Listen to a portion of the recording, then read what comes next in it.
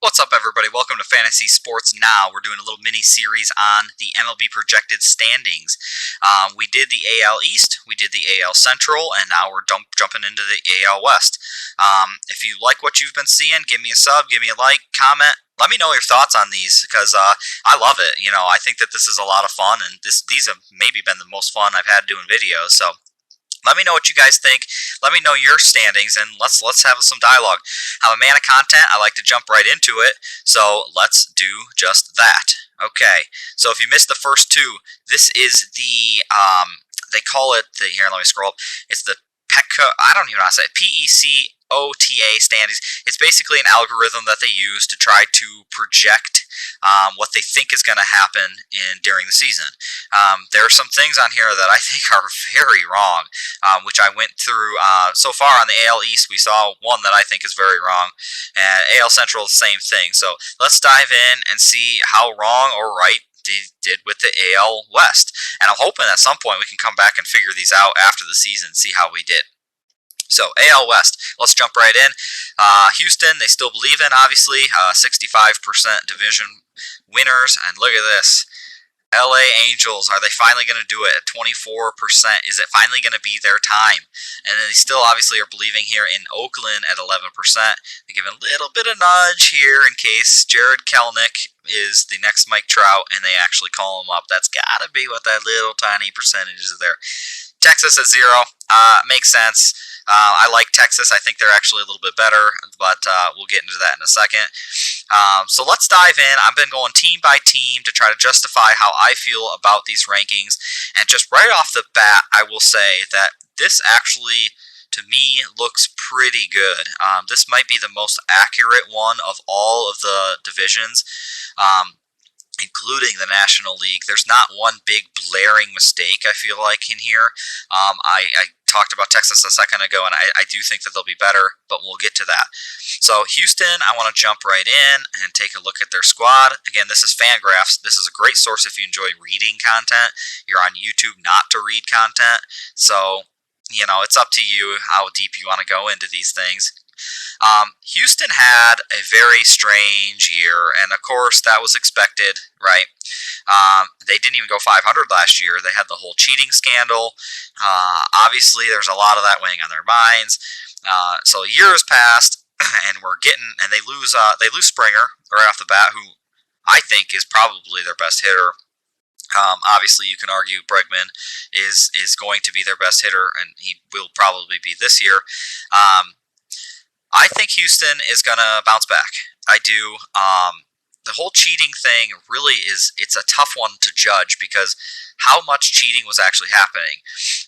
Altuve had a terrible regular season, and then all of a sudden they make the playoffs, and he's doing really well.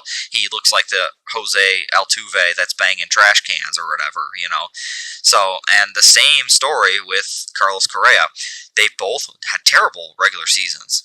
So, was it just like some hangover from the whole cheating thing, or was it? I don't know. So that's where this rank is a little bit of a mystery for me. I think that the reason they have them at 91 and clear-cut division winner is because some of these other teams are just they got a little bit worse and they didn't really replace some of the guys, so that elevates the teams that didn't get that much worse. Not to mention they'll get Alvarez back, who I think can be an absolute stud. Sitting there at DH, I think that he's got that knee problem, so hopefully he can stay in the lineup. Kyle Tucker's going to get better as he gets older, which is ridiculous because he's already really good. So you kind of get this core of vets, and you start adding. Correa is still really young, and you start adding these young guys in there. I think that this offense so far is one of the better ones that we've reviewed, and that's why they're so high. Pitching wise, I don't love the pitching. It would look a whole lot better if Verlander was in there, but obviously he had the Tommy John, so he's not. I don't think they expect to see him this year, and he's 38 or whatever. So hopefully he does all right. I'm a Tigers fan, so watch Verlander for a long time. I hope him the best. I was happy to see them win for Verlander's sake. The cheating again. That's a thorn in the side, but I feel like this whole pitching lineup is it's young, as we can see here, and it's got a lot of potential. potential to grow, but I don't know how much upside these guys really have. I don't really see a lot of them getting a lot of innings, which looks like they're saying as well here with their projections. Like, I just don't see a whole lot of innings coming from them, which means you're going to lean on the bullpen a lot. And the bullpen's okay, but it's not like a standout from any of the other ones that we see. So, starting pitching wise, through and through, it's solid. It's not great. We have seen some teams like Toronto that have, they have Ryu and then nothing. Well, Pearson and then nothing. And I don't want to say nothing, but they're just more depth guys. These guys at least have upside. I do think Greinke falls off the table a little bit, but that is what it is. There's Verlander right down there, Josh James. So I think that their projection here for Houston is pretty good. And I think, again, it's mostly because Oakland's going to fall, and they'll win some more games because of that. The Angels, okay, you know what? I just want to jump right into their team right now and take a look at their standings here, because I really feel like at some point the Angels are going to make a run, and this might be the year. Offensively, not a whole lot has changed. They do acquire Dexter Fowler. Hit or miss on whether you think he's going to be actually better than a replaceable player. Ohtani, I think, is a big part of the success of LA. Obviously, these two up the middle are going to be great. Upton is, he's a Detroit guy. Not really, but Upton, he is what he is. Ohtani, this is the guy, and I'm not even talking about hitting, because this lineup, it's solid. It's not great, I honestly, like at the top and the bottom. Jose Iglesias is not known for hitting. Fowler has his days, but, is not really known as a stellar kind of hitter kind of guy. Ohtani needs to improve. And whether that be hitting or pitching, it needs to happen.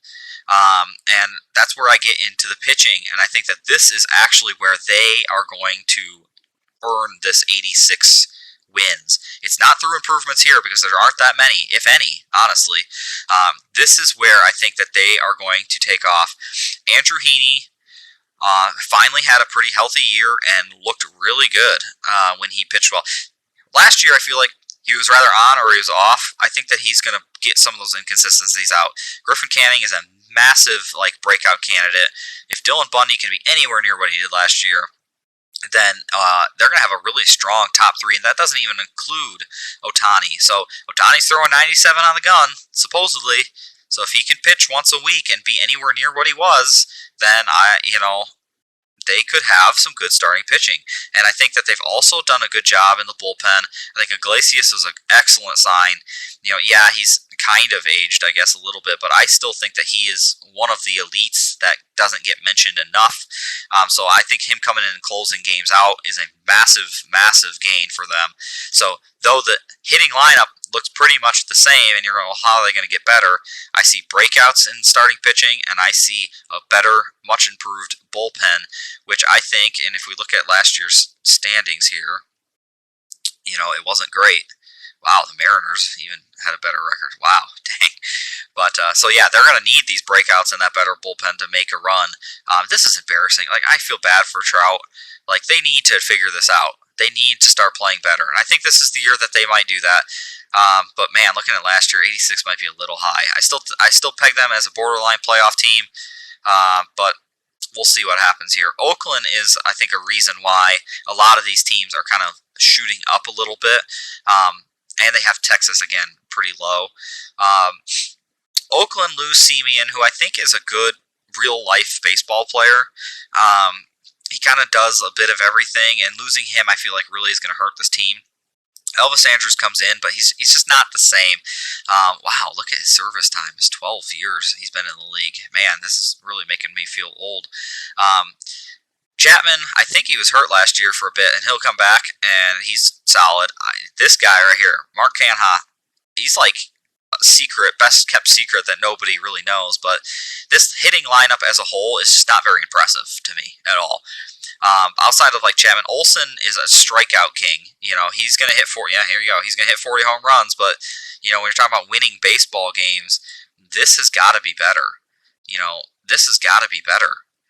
you see, like, this is more, even with a bad average, at least he's getting on base. These guys are not getting on base enough, and this hitting lineup is just, it's not very impressive to me, and I think that they're going to drop a lot. Wow, they had a really good season last year. I think that they're accurate in putting them back down towards about 500. They also lost Liam Hendricks, who was an absolute stud closer. These guys in the bullpen it's still a good bullpen, but losing your main guy out of that bullpen is really going to hurt. And then you get into the starting pitching, and it's not that impressive to me. I think Luzardo is going to have a big year. I think he's the breakout guy. I think that Montes could have a turnaround season, but outside of that, I'm not feeling it this year from Oakland, unfortunately. And they're a team that constantly prove people wrong, and for their sake, I'm hoping that they prove me wrong. But I think that their projection here is actually really good. Sitting here at 82 with a 10% chance to still take that division, and as we know, LA likes to blow it. And if that's true, if LA isn't as good as this projection is, as what I'm thinking, and Oakland's not as good, then that really makes sense as to Houston making the playoffs. This might be one of the weaker divisions in baseball, unfortunately. Seattle, let's jump into Seattle. They have them at 70 wins. I think Seattle's success was going to bank on what they do with their young talent. Kelnick, they already basically has said that he's not going to come up till April. Gilbert, same thing. I don't expect to see Julio Rodriguez anytime soon, not this year. But if those dudes were to come up into this lineup, I think that you'd all of a sudden have some better stuff to watch. I think that they do have upside. J.P. Crawford has been begging for a breakout. It still hasn't happened. Kyle Lewis was a massive, massive breakout last year, and I think Evan White has some in the tank that he hasn't shown yet. His exit velocity was as high as anybody on the team. I think it was number 1, actually. And so I think that this hitting lineup, and I'm not even talking about Kyle Seager yet, I think that this hitting lineup is better than 70 wins. But where we start to get lost in the woods here is with the starting pitching. Marco Gonzalez has actually been shockingly like a stud, almost like a hidden talent here that nobody thinks about. Paxton's not going to get you innings coming off injury. It's just not going to happen. And then you start to get into these younger kind of guys that you just don't know what you're going to get, right? So, and then the bullpen is not great either, unfortunately. So the pitching side of it is where Seattle's going to struggle, and that's why they're so low. I think that they probably win 2-3 games more than what their projected standings are, but I think that this is pretty darn close, unfortunately. I think that Seattle, in a year, maybe 2, is going to win the division, because I think that their young talent is so good that that's just what's going to happen. Moving on to Texas, 67 wins. That's better than kind of the very low guys, which makes sense to me. I think that Texas is actually, they're not completely tanking, which I enjoy. It's kind of like a Kansas City approach here, where they're not completely tanking, which I like. I really do. And I really like the Nate Lowe pick. I think Gallo bounces back. Wiley Calhoun got hit in the face last year, and I'm sure that really did not do him a service, because he was out for a while with that. I mean, that's hard to bounce back from, just as like a mental, I need to now go stand up there again after getting hit in the face. David Dowell, another, a young guy that has, all these guys have upside except for Odor, but he's still young. I mean, look at this age in here. Nobody in the 30s, not really anybody out in the upper 20s except for their catcher here. So, they got the young guys' potential, which I really like. And, they're doing a similar thing down here. They're kind of picking up the scraps of other teams, which, it can work. I don't think it's going to get them a lot of wins, but I think it's going to get butts in the seats. It's going to get people talking about Texas a little bit more. Dane Dunning, I think that moving Lance Lynn was a smart call, and getting Dane Dunning in here. Not that I think Dunning is going to be like a lights-out guy like Lynn is, but you weren't going to win this year, so why keep Lynn around? And you could get some value, and this is the value that you get. Got some, came over from Japan. We'll see what happens here. So yeah, I mean, it's not a great through and through, but it's not a slouching, terrible team. Like the Tigers lineup through and through is kind of like, ooh, boy. But, this team's going to win some games. They will, and, I think 67's a little bit low. Bullpen is not is not good. Unfortunately, that's where I can't say that, through and through they've got this, great team or even below average team. This is the one that is kind of the thorn in a bad team's side. So they could be going into the 6th inning with the lead and then blow a lot of games, and that's where you get this rank. This one's maybe a little less exciting, guys, because I actually agree with what the analytics here say. I would consider moving this maybe even up a little bit because I need the Angels to prove it to me. Oakland, I think, I've maybe moved them down slightly and maybe move Oakland up slightly. But, I mean, we're talking 2-3 games here, so not a big deal, honestly. I think that they nailed this one. I think that this one was good, and I think it's going to get a whole lot worse when we look at the NL, because I'm looking right now, and there's some things that I massively disagree with on those rankings over there. So look for that, guys. Appreciate you. See you next time.